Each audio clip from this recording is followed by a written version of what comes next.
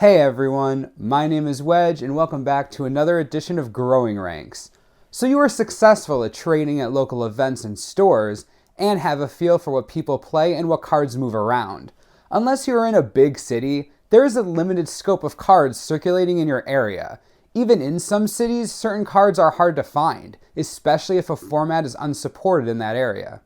Almost every store supports Standard, but some areas just can't support regular Modern or Legacy tournaments. More often than not, you can acquire the cards you need online buying them through stores.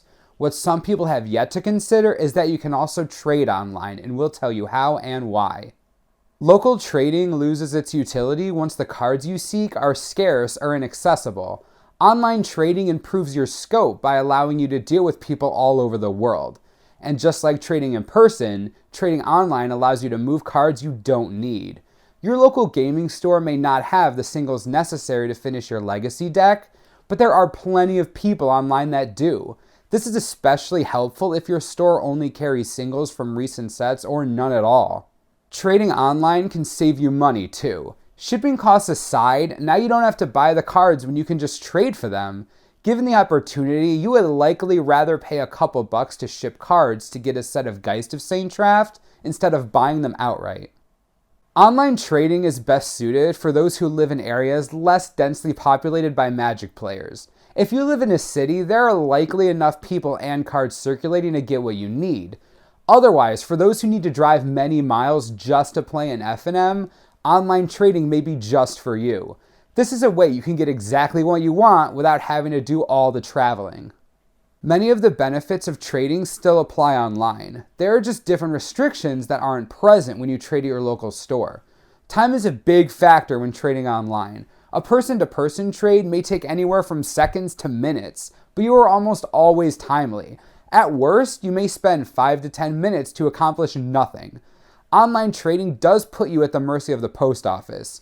Usually 3 days is enough to get a letter anywhere in the continental US, but it may take up to 2 weeks. International packages may take even longer, sometimes up to a month or more. If you are looking to get things quickly, you may be better off buying from a store, locally or online, instead of risking an online trade. Online trading is most effective when you don't need the cards immediately. Cost is another issue in trading online. A person-to-person trade will almost never cost any money to complete unless you consider driving to the store a cost. With every online trade, you'll have to pay to ship the cards. Sometimes you may be able to get away with a stamp in a plain white envelope, but you may have to pay for extra services such as tracking or insurance. It may cost up to $3 to ship one trade and even more if it's international. Recent changes in postal costs have stopped some people from trading online, but the community is still fairly strong. The biggest hang-up with online trading is the trust factor. When trading in person, you usually know what to expect with who you're trading with.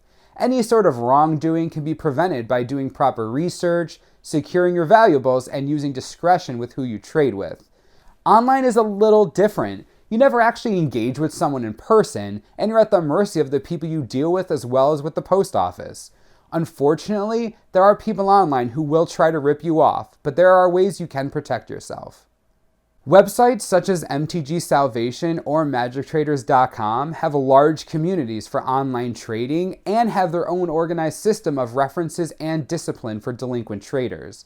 Dealing with reputable members is a good way to protect yourself as well as get comfortable with online trading.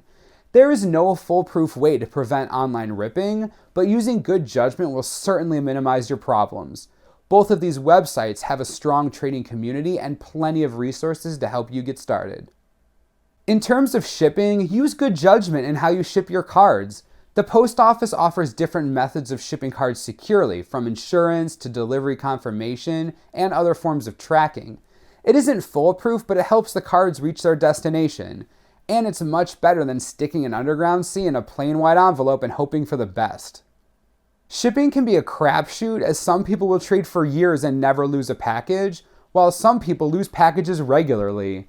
International trades are iffier as you are dealing with multiple countries' post office and not just the US, as well as longer shipping times. Basically, there are some risks associated with online trading. Honestly, it's probably better to get some experience trading in person before hitting the internet. As with regular trading though, once you get some experience and use good judgment, it can be a valuable utility. This is going to be our last Growing Ranks video. As stated in our channel announcement, we're ending the series and replacing it with an EDH Commander segment. We've enjoyed these videos and hopefully they've helped you learn a lot about trading, value, and etiquette in the world of Magic.